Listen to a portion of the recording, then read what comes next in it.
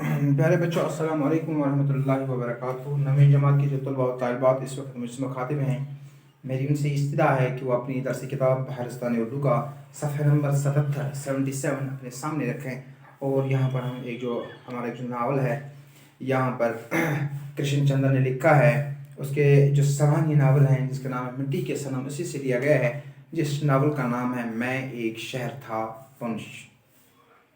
پونچھ کے دن میرے لیے بہتے پانی کے دن تھے، سورج مکھی کے پھولوں کی طرح آفتاب کے گرد طواف کرنے کے دن تھے۔ میں ایک زمین، ایک دھرتی، ایک شہر، ایک سیارہ تھا جو مسرت کے گرد چکر لگاتا تھا۔ یعنی یہاں پر کرشن چندر نے اپنے بچپن کی حالت زندگی کے بارے میں ہمیں سمجھانے کی کوشش کی ہے۔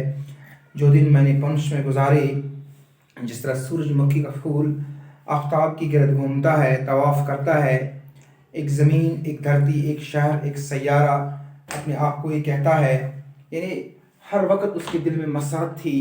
اس کا جو بچپن تھا وہ مسرت سے بھرپور تھا۔ وہ کھلے آسمان تلے سفید بادلوں کی طرح گزر گئے، یعنی جو دن اس نے بچپن میں گزارے، جس طرح یہ کھلے آسمان تلے جو سفید بادل بغیر کسی پریشانی کے ساتھ آزادی کے ساتھ جہاں چاہے وہاں گھومے، اسی طرح اس نے بھی پونچھ میں وہ دن گزارے۔ وہ گھڑیاں آج بھی یاد ہیں، کسی اونچے پورے ٹیلی پر لمحوں کی لمبی لمبی ٹہنیوں پر نرگسی پھولوں کی طرح چکی ہوئی مجھے تکتی ہیں۔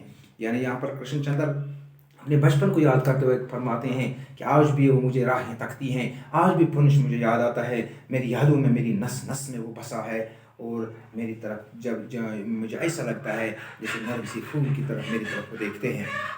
کتنے ہی راستے میرے دل میں جو پونچھ کی وادی کو جاتے ہیں، کبھی شمال، کبھی مشرق، کبھی جنوب، کبھی مغرب، جدھر سے بھی چلتا ہوں پونچھ پہنچ جاتا ہوں۔ پھر یہاں پہ شاید فرماتے ہیں کہ میرا جو ذہن ہے ہر وقت پونچھ کی طرف رہتا ہے۔ میرے دل میں جتنے بھی راستے ہیں، میرے دل میں جتنے بھی تمنائیں ہیں، وہ صرف پونچھ کی طرف جاتے ہیں۔ چاہے میں مشرق کی طرف دیکھوں تو پونچھ نظر آتا ہے، مغرب کی طرف دیکھوں تو پونچھ نظر آتا ہے، شمال کی طرف دیکھوں تو پونچھ نظر آتا ہے، جنوب کی طرف دیکھوں تو پونچھ نظر آتا ہے۔ بڑے ٹیڑے کوہستانی کٹھن راستے ہیں، مگر جدھر سے بھی جاؤ، جب پونچھ قریب آتا ہے تو دل کے دروازے کھلنے لگتے ہیں۔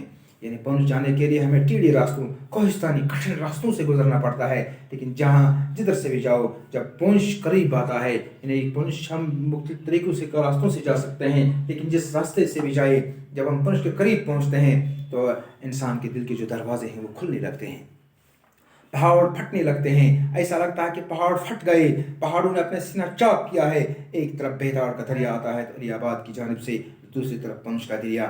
یا جب ہم دیکھتے ہیں اس کے دو دریا ہیں، ایک بیتاڑ کا دریا علی آباد کی طرف سے، اور دوسرا دریا ہے پونچھ کا دریا، جس وادی میں ان دونوں دریاؤں کا سنگم ہے، وہیں پر پونچھ کا شہر آباد ہے، جہاں پر سنگم ہو گیا، میل ملاپ، جہاں پر یہ دونوں دریا آپس میں میل ملاپ کرتے ہیں، آپس میں ملتے ہیں، آپس میں ان دونوں کا سنگم ہوتا ہے، آپس میں ان دونوں کی ملاقات ہوتی ہے، تو وہیں پہ پونچھ کا شہر آباد ہے۔ کہتے ہیں کہ پچھلے زمانے میں ایک راجا پونچھ تھا۔ کہا جاتا ہے کہ پچھلے زمانے میں ایک بادشاہ ہوا کرتا تھا جس کا نام تھا پونچھ۔ اس نے سب سے پہلے اس وادی میں شہر بسایا، سب سے پہلے اسی راجا پونچھ نے اس وادی میں شہر بسایا، اسی کے نام پر اسے پونچھ نگری کہا گیا ہے، اور اسی کے نام پر اس کو پونچھ نگری بھی کہا گیا ہے۔ بعد میں بگڑ کر پونچھ کا پونچھ، اور پونچھ سے پونچھ ہو گیا، اور یہاں پر ہم آج جس نام سے اس کو جانتے ہیں وہ ہے پونچھ۔ یادوں کی بھیڑ لگی ہے اس شہر کے وہ 30,000 چہرے، ان میں سے ایک کو ذاتی طور پر جانتا ہوں، کب اتنے لوگوں کو ذاتی طور پر جاننا ممکن ہے؟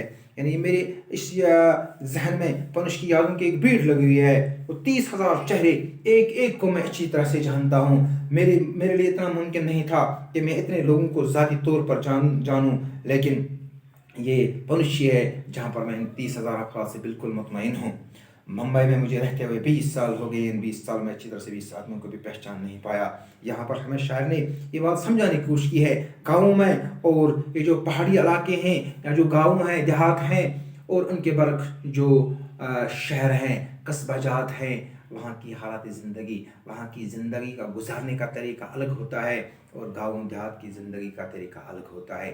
گاؤں دیہات میں آپس میں میل ملاپ ہوتا ہے، گاؤں دیہات میں آپس میں کیا ہوتا ہے، پیار محبت ہوتی ہے۔ اس کے برعکس جو قصبے ہوتے ہیں، جو بڑے بڑے شہر ہوتے ہیں، بڑی بڑی سٹیاں ہوتی ہیں، وہاں پر کوئی کسی کو نہیں، کوئی جی تو اپنی قسمت سے جیتا ہے، کوئی مرے تو اپنی قسمت سے مرتا ہے، کوئی کسی کی دکھ سکھ میں شریک ہونے کے لیے تیار نہیں ہوتا ہے۔ اس لیے یہاں پہ کہا ہے کہ مجھے 20 سال ہو گئے ہیں ممبئی میں رہتے ہوئے، لیکن 20 سالوں میں میں نے 20 آدمیوں کو میں سے نہیں جان پہچانتا ہوں۔ اور اس شہر کے بچے گلی گلی اور گھر گھر سے میں واقف ہوں، لیکن پنچ کے گلی گلی سے، گھر گھر سے میں واقف ہوں، بچے بچے سے میں واقف ہوں، عجیب طرف سے واقف ہوں۔ یادوں کی اسکیچ بک پر ہر چہرہ ایک کتاب ہے، ایک کردار ہے، ایک کہانی ہے، ایک ناول ہے، میں انہیں بیان بھی نہیں کر سکتا۔ وہ سب میرے دوست ہیں۔ ایک ہاتھ پکڑتا ہوں تو دوسرا فور میرے ذہن میں آ کر کہتا ہے کہ مجھے بھول گئے ہو۔ یعنی یہاں پہ شاعر نے ایک حقیقت کو سمجھانے کی کوشش کی ہے کہ جب میں پنش کو یاد کرتا ہوں تو پنش جو ہے، پنش میں ہر ایک جو لڑکا ہے اس کو میں اچھی طرح سے جانتا ہوں۔ اتنی یادوں کی بھیڑ لگی ہے، ایک سے ہاتھ ملاتا ہوں تو دوسرا کہتا ہے کیا مجھے بھول گئے ہو۔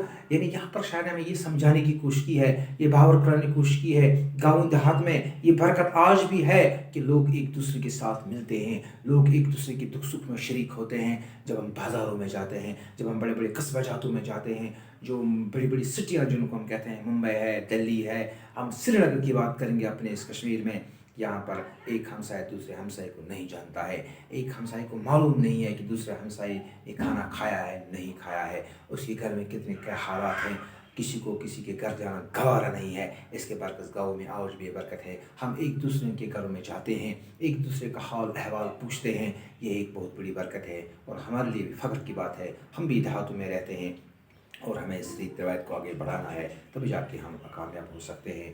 مجھے امید ہے کہ آپ کو یہاں تک سمجھ میں آیا ہوگا۔ باقی السلام۔